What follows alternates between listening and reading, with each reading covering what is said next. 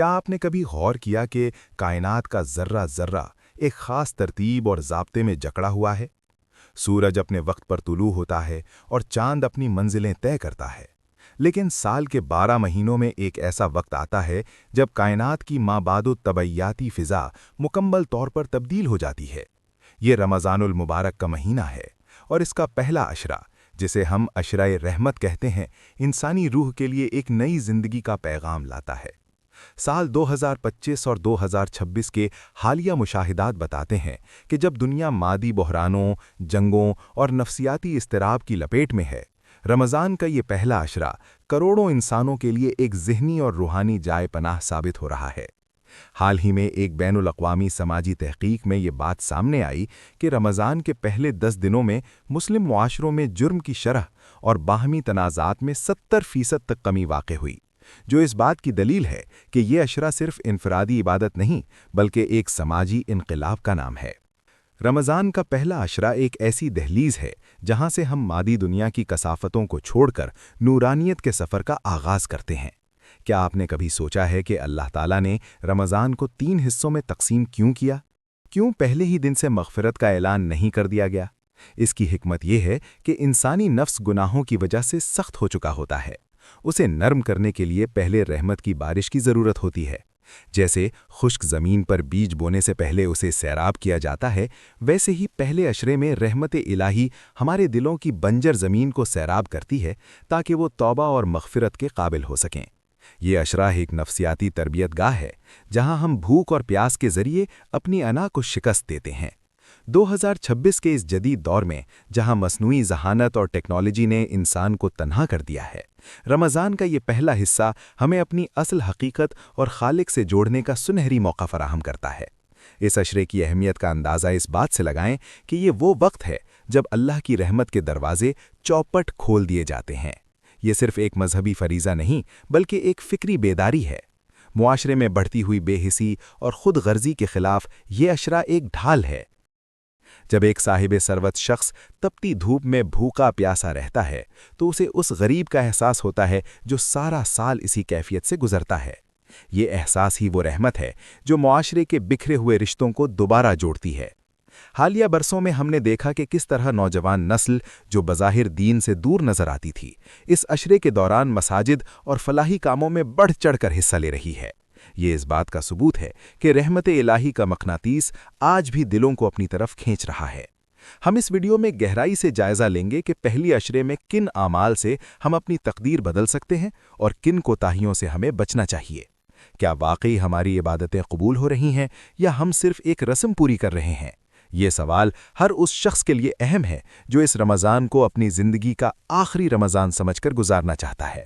آئیے اس علمی اور روحانی سفر کا آغاز کرتے ہیں اور دیکھتے ہیں کہ قرآن اور حدیث کی روشنی میں اس عشرے کی کیا حقیقت ہے۔ قرآن مجید فرقان حمید میں اللہ تعالیٰ نے رمضان اور اس کے تقدس کو جس خوبصورت انداز میں بیان کیا ہے وہ عقل انسانی کو حیران کر دیتا ہے۔ پہلی آیت جو اس حوالے سے بنیادی اہمیت رکھتی ہے وہ سورہ بقرہ کی آیت نمبر 183 ہے۔ اے ایمان والو، تم پر روزے فرض کیے گئے جیسے تم سے پہلے لوگوں پر فرض کیے گئے تھے تاکہ تم تقوی اختیار کرو۔ اس آیت کا پس منظر یہ ہے کہ جب مسلمان مدینہ ہجرت کر چکے تھے اور ایک نئی ریاست کی بنیاد رکھی جا رہی تھی تو ان کی اخلاقی اور روحانی تربیت کے لیے روزے کو لازمی قرار دیا گیا۔ یہاں تقوی کا لفظ ایک وسیع مفہوم رکھتا ہے۔ تقوی کا مطلب صرف ڈرنا نہیں بلکہ بچنا ہے، گناہوں سے، لغویات سے اور ہر اس کام سے جو اللہ کی ناراضگی کا باعث بنے۔ پہلے عشرے کا اصل مقصد اسی تقوی کی بنیاد رکھنا ہے۔ دوسری اہم آیت سورہ بقرہ کی آیت نمبر 185 ہے۔ رمضان وہ مہینہ ہے جس میں قرآن نازل کیا گیا، جو لوگوں کے لیے ہدایت ہے اور جس میں رہنمائی اور حق و باطل کے درمیان تمیز کی روشن نشانیاں ہیں۔ اس آیت کی تفسیر میں مفسرین جیسے ابن کثیر اور امام طبری بیان کرتے ہیں کہ رمضان اور قرآن کا آپس میں گہرا تعلق ہے۔ پہلے عشرے میں ہمیں قرآن کے ساتھ اپنے تعلق کو استوار کرنا چاہیے۔ نزول قرآن کا مقصد صرف تلاوت نہیں بلکہ اس کے احکامات پر غور و فکر کرنا ہے۔ دور حاضر میں یعنی 2025 اور 2026 میں ہم دیکھتے ہیں کہ لوگ قرآن کو صرف برکت کے لیے پڑھتے ہیں، جبکہ اس کا اصل مقصد فرقان یعنی حق اور باطل میں تمیز پیدا کرنا ہے۔ پہلے عشرے کی رحمت تبھی نصیب ہوتی ہے جب ہم قرآن کے نور سے اپنے فکری اندھیروں کو دور کریں۔ तीसरी आयत सूरह क़द्र की है। अगरचे ये पूरे रमज़ान पर मुहित है, लेकिन इसका फैज़ पहले अशरे से ही शुरू हो जाता है। बेशक हमने इसे शब क़द्र में नाजिल किया। मुफस्सिरीन फरमाते हैं कि रमज़ान का हर लम्हा बशमूल पहला अशरा इस अजीम रात की तैयारी है। अगर हम पहले 10 दिन गफलत में गुजार देंगे तो हम इस बरकत को पाने की अहलियत खो देंगे।